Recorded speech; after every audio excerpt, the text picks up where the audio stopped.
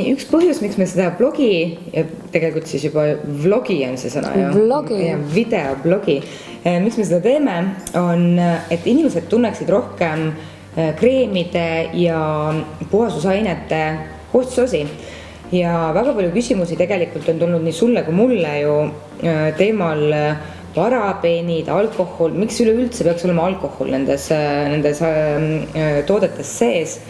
Ja ma arvan, et sina oled vist minu tutvusringkonnas kõige targem inimene nendele küsimustele vastama, et mis parabeenid, mis sees lõpuks on üldsegi? Parabeenid on säilitusained ja parabeenid ei ole meie elust mitte kuhugi kadunud ja ei kao ka. Ja parabeenid tegelikult suures osas ei ole üldse mitte keelatud. On 4 konkreetset parabeeni, mida ei tohi kasutada nahahoolduses või mida üldse ei tohi säilituses kasutada. Aga see on üks huvitav lugu. Mitte keegi mitte kunagi parabeenidest mitte midagi ei rääkinud. Kuni aastal 2008 hakkas Ameerikast tulema selliseid kuulduseid, et nad on väga halvad säilitusained, sellepärast, et neid on leitud vähkkasvajate koostises. Jaa, ma mäletan seda, hästi suur pilv tekitati sellest üles ja räägiti ainult väga koledaid lugusid. Ja siiamaani ei ole ühtegi tõestus selle kohta, et nad oleks vähki põhjustanud. Küll ja tõepoolest, kuna nad on nii laialt levinud, kas need parabeenid jõuavad sinna kasvajate koostisesse nüüd toidust, mida me sööme, või läbi näiteks deodorantide, mis on siis suhteliselt igapäevane toode kõikide inimeste jaoks ja osad nendest deodorantidest väga tugeva toimelised. Või nad jõuavad siis kreemidest, et seda ei ole ära tõestatud ja tõestatud ei ole ka seda, et nad oleks põhjustanud midagi. Aga tekkis suur paanika ja ühest küljest mulle meeldib see lugu sellepärast, et see näitab, kui suur võim on inimestel, sest praegu ei ole väga ühtegi brändi, kes julgeks öelda, et nad kasutavad parabeene. See näitab seda, mida inimesed on võimelised saavutama. Me oleme ilutööstuse ümber kujundanud, ümber pööranud. Nii suur sõnum sellel olnud, eks ju praegu. Ja. Aga kas see nüüd on õigustatud, on teine küsimus, sest parabeenide kaitseks ma kindlasti ütleksin seda, et nad on väga turvalised. Ja kui rääkida keemikutega või kui rääkida siis meie ala inimestega või kui rääkida ka selliste, ma ise jälgin neid välismaiseid selliseid blogisid ja vlogisid ka, kus targad naised, kosmeetikud ja nii edasi räägivad oma kogemustest, siis pigem sealt profide poolt tuleb seda juttu, et palun tooge parabeenid tagasi, sest me vähemalt teame, et need toimivad. Sest nii kui parabeenid võeti välja, tekkis küsimus, et millega asendada. Ja muidugi ega enne ei olnud parabeenid siis ainsad, et on teisi säilitusaineid ka. Aga parabeenid on lihtsalt õigustanud selle, et see toote sees ei hakka kasvama ega elama bakterid, seened, pärm, eks ju, hallitus, et nad on lihtsalt niivõrd tõhusad. Ja peale seda parabeenide väljavõtmist tekkis siis see, et aga hakkame otsima siis looduslikke säilitusaineid. Ja meie siin Chemi-Pharmis ju samamoodi, kui ma tulin siia tööle 2015, hakkasime kohe suure hooga otsima looduslikke säilitusaineid. Kuidas läks? Siiamaani otsime ja parabeene meie toodetes ei ole kunagi olnud, meil on uus bränd, vaata, siis see oli juba kõik nii aktuaalne ja meie kasutame fenoksüetanooli, mis on ka teatud ökomärkide jaoks no, et nad ütlevad, et see võib tekitada nahaärritusi, aga mina ei ole sellega absoluutselt nõus, sellepärast, et ma enne võtan sellise säilitusaine, mille kohta ma tean, et see toimib, ma tean, et see toode on turvaline, kui otsin midagi, mis oleks justkui looduslikkuse seisukohast ilus ja õige paberil. Ja tegelikult, kui nüüd võtta parabeenid ära ja asendada need millegagi, mida võib-olla üldse nii palju ei tuntagi.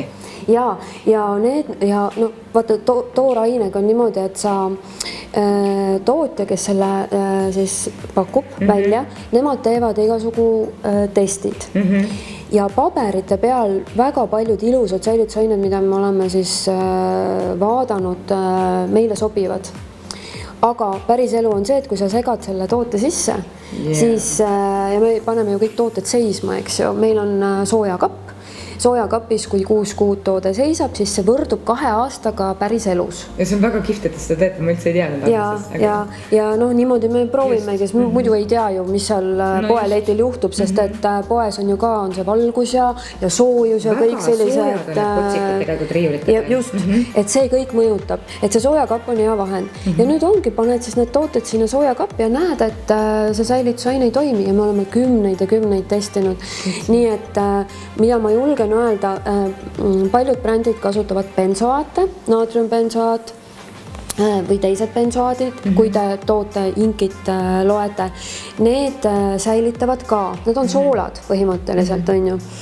Aga jälle nad ei sobi kõikidesse toodetesse, näiteks pesuasjadesse sobivad, aga kõikidesse kreemidesse ei sobi. Eriti ei sobi bensoaat osade looduslike komponentidega ja päris kindlasti ei sobi turbaga. Kui sa paned turba ja bensoaadi kokku, siis sa saad tugeva põletusilmingu nahale. Mis keemiline reaktsioon toimub, eks ju? Täpselt, et mis millega reageerib, turvas on nii aktiivne, ise on ju, et ta lihtsalt ei kannata. Siis on fenoksüetanool ja siis muidugi on üks, mida heksaandiool, mis on paljudes looduskosmeetikates pannakse sisse säilitusaine, aga ta on rohkem nagu booster ehk et võimendaja. Ja siis kasutatakse, ta võimendab teiste komponentide omadusi. Heksaandiool on väga hea. Ja siis on glükoolid, mida ka kasutatakse võimendajatena. Siis veel, millega saab säilitada ja mida ka paljud teevad, on alkoholid. Ja nüüd ongi, et mina alati ka ütlen, palun vaadake, et teie tootes ei oleks sees alkoholi. Aga alkohol on ka erinevaid ja siis tegelikult esiteks kõik alkoholid ei ole kuivatava mõjuga ja kui alkohol on koostisainete nimekirja lõpus, siis ta pigem on säilitusainena ja tihtipeale ta on mõne aktiivaine säilitusaine.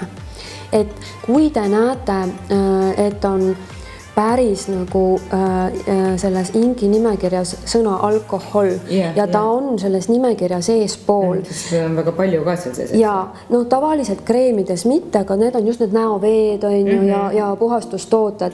Et siis see on see alkohol, millel on see kuivatav mõju, et ta lendub hästi kiiresti ja meile alkohol lendub minema, ta annab nahale oma siis selle desinfitseeriva mõju ja ta annab siis ka kergelt sellise säilitusaine mõju, aga meie nahale jääb järgi kuiv pind nagu karistuseks. Hästi ebameeldiv. See kiskub see, et kui sa tunned nagu, et oh my god, mis nüüd juhtus, et mul oleks nagu see facelift tehtud. Aga kui ta on seal lõpus, siis mis see siis tähendab? Mis sa ütled, et ta on mingite aktiivainete boostija? Ja ta on kas mingite aktiivainete säilitusaine, näiteks ta võib olla, sest et kui sa ostad sisse aktiivaine, siis see aktiivaine ka, kui ta ei tule just pulbri kujul, on ju, kui ta ei ole õli, ehk et kui ta on mingi vesilahus, siis seda peab ka säilitama. Just, sest mis me ju tegelikult ennem rääkisime ka, et nii kui on tootes vesi sees, siis vesi on see, mis toodet nagu riknema vajab, eks? Sellepärast seal peabki olema midagigi natukene. Et vesi tekitab kasvu, meie oma keeles ütleme, et tekib kasv, eks ju. Ja kui me ütleme kasv, siis see kasv võib olla, kas ongi bakter, seen, üks nendest, sest et ei pea üldse tekkima kõik korraga. Sul võib tekkida ainult üks element. Ja sellest piisab, et me seda ei taha. Sellest piisab ja muidugi need, mida ma nimetasin, nad ei ole patogeenid enamalt tealt. Patogeen on haiguse tekitaja. Et me ei jää sellest haigeks, aga me ei taha ka seda. See on nagu fakt, et kes ikka tahab endale mingit, ma ei tea, mingit seenelist koos kreemiga või hallitavat toodet näo peale määrida. Et see ei ole päris okei. Alkoholid ongi siis need rasvlahustuvad, eks ju. Siis inkis te näete, kas on siis ceterüülalkohol ja need on nii-öelda need rasvlahustuvad, need on sellised nagu öeldakse, et head alkoholid, et neid ei pea kartma. Keda see teema väga huvitab, on ju, siis meie selles kirjablogis on välja toodud, et võib-olla kirjalikult on nagu lihtsam lugeda, et ongi seal selline artikkel parabeenidest ja muudest ainetest, et seal on need nagu täpsed nimed, nagu, et mida vältige ja mida ärge vältige. Ja see on hea tegelikult ikkagi silm peale visata, et niimoodi jutu käigus võib-olla tundubki see natuke keeruline. Ja, siis me peame õppima neid inkisid lugema ja õnneks on niimoodi, et toiduainetest paljud juba oskavad.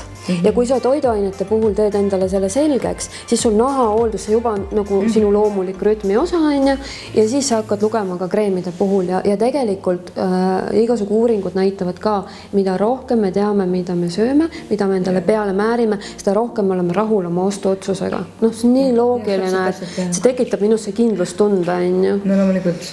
Kuule, aga siis sa rääkisid nüüd see soojakapp, eks ju, te hoiate seal soojas, et siis näha, kuidas see toode siis 2 aasta jooksul nagu siis säilib, aga 6 kuud peame hoidma, jah. Ja 6 kuud peate hoidma, et näha, kuidas ta 2 kuud siis säilib. 2 aastat. Või 2 aastat säilib, aga nüüd kodus, minu meelest see on väga hea küsimus, mis mul praegu tuleb. Kas me peame hoidma kreemi külmkapis? Või ta saab ennem juba otsa ju? Ta saab ennem otsa lihtsalt, erinevus on selles, et sa tihtipeale sa ei osta seda kreemi kohe esimesel päeval, kui ta tehasest välja läheb, et ta on juba seal poes seisnud. Külmkapis ei pea hoidma, aga külmkapis on mõnus hoida. Eriti mingeid selliseid neid, kellel on punetav nahk või nagu tekib see kuuma tunne hästi kergesti. Veel on silmaasju on hea hoida külmkapis, sest see võtab seda turset maha, aga otseselt ei pea ja näiteks meil on üks kreem, mis on see antireedneskreem, kus me ütleme, et ärge pange külmkappi. Tõesti? Ja sellepärast, et need teatud, kui sa külmutad mingit komponenti, siis võib juhtuda see, et sul teatud komponendid hakkavad nagu kristalliseeruma seal sees. Et igat kreemi ei olegi üldse hea, aga meil on selle kreemi peale pandud see temperatuuri märk, et inimesed saavad nagu vaadata, mis vahemikus seda on hea hoida. See on küll väga hea mõte, sest mingi vahe oli see jube popp, et kõik, mis sul on, pane kõik külmkappi. See oli küünelakid, kreemid, kõik asjad, eks.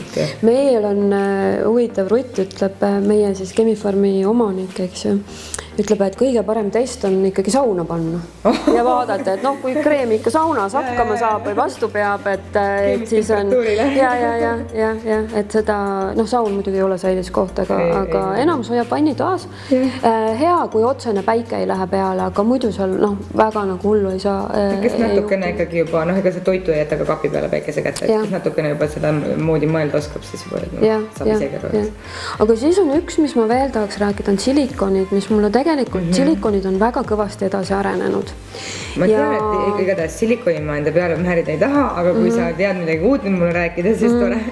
Ja ta hullult palju edasi arenenud ja jällegi kõik silikonid kindlalt ei ole halvad, aga miks ma ütlen, et vaadake, et teie seerumis ja teie päevakreemis ei oleks silikoni, sest kui me nüüd jälle hakkame mõtlema, seerum läheb kõige alla, kui juba selles on silikon, me paneme peale kreemi, selles on silikon. Nüüd paljud panevad meigi aluskreemi, milles kindlasti on silikon, nagu absoluutely, nagu kindlasti on seal silikon. Ja siis sa paned jumestuskreemi ja seal on ka silikon, enamus jumestuskreemides on silikonid. See on selleks, et nad nagu teevad selle nahapinna hästi siledaks, et sul jääbki see ilus, see nagu klaar, see ühtlane jume. Jumestustoodetes on jumala õigustatud. Pluss silma nendes peitekreemides ka, sest et nad ei lase minna sellel kreemil sinna kortsu sisse. Aga nüüd, kas ma pean saama päevakreemist ja seerumist ka seda või öökreemist, kui keegi mind ei näe, on ju? See on too much. Ja siis sa lihtsalt ehitad endale seda nagu kihti, mis teeb küll naha siledaks, aga teisalt ta jällegi blokeerib seda naha oma loomulikku ainevahetust. Ma nagu mõtlen, et see silikon et kui ma panen ta naha peale, kas ma nagu lähen täitsa valeti, et ma ütlen, et see nahk ei hinga? Jah, see on nagu see levinud, see on see, et kuidas osad seletavad seda, et sa tõmbaks nagu mingi kilekoti endale pähe, on ju. Ja, täpselt, ma mõtlen sama. Aga no see pole nii drastiline, sest neid silikone on erinevaid ja nende kvaliteet kõigub väga palju ja tegelikult seda silikonide tootmine ja tööstus see ka pidevalt areneb. Aga endiselt silikon on silikon, ta jääb silikoniks. Tema nagu mõte on tekitada selline kiht, on ju, mis olekski siis eelkõige selline libe ja sile ja mõnus kotsuda. Ja seda meil ei ole vaja saada sellest tootest, millelt me ootame teisi omadusi. Ehk et kreemi ei silikon, jumestustoode ja silikon. Et noh, nii lihtne see ongi, et ei ole pahad, aga kas me tahame kreemi sisse? Pigem ei. No see on hea point tegelikult. Ja silikoni tunneb ära sellest, kui inki listi lugeda, ta ongi kas silicones või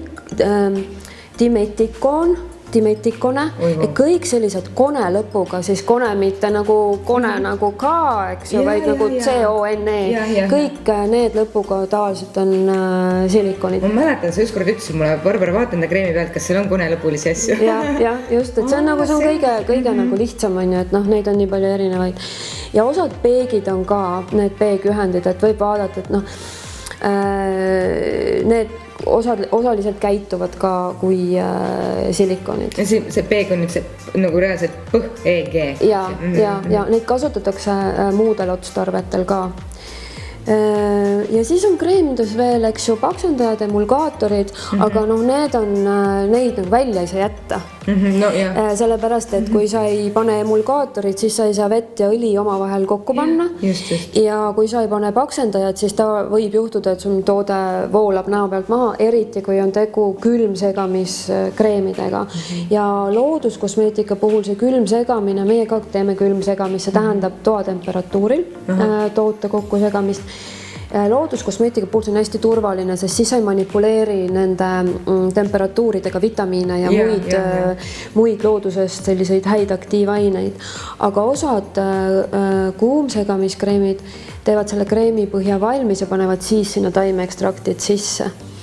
Tavaliselt, kui on ceterüül, alkoholid ja sellised sees, siis juba näitab, et on kuumsegamiskreem. Mida pikem mingi nimekiri, siis on suht koht kindel, et on kuumsegamiskreem. Tegelikult enamuskreemid ongi, et see külmsegamine on nagu palju suurem mängimine ja kõik komponendid ei sobi sinna, aga minu meelest nagu kui juba teha looduskosmeetika, et siis võiks teda nagu teha niimoodi, et see tõesti ei kuumuta mitte midagi sinna sisse. See on väga lahe, ausalt ma ütlen, et ma poleks selle peale tulnudki, et sa seda kreemi kuum segad. Mis sa tast enam kuumutad selleks? Siis jäävad, vaata, esiteks sul tulevad paksemad kreemid ja miskipärast on eeldatud, et paks kreem on õige kreem. Et võt kõik paned paksu kreemi peale, siis on hea olla. Et tegelikult kreem ei pea olema paks ja rasvane selleks, et ta oleks efektiivne. Et see on nagu üks selline ka müüt. Väga huvitav, väga lahe. No igatahes me nüüd oleme säilitusainete poolest ka täna targemaks saanud. Ma olen jumala palju mõelnud, et mis juhtuks, kui tuleks sellega välja, et ütleks, et nahahooldussari parabeenidega.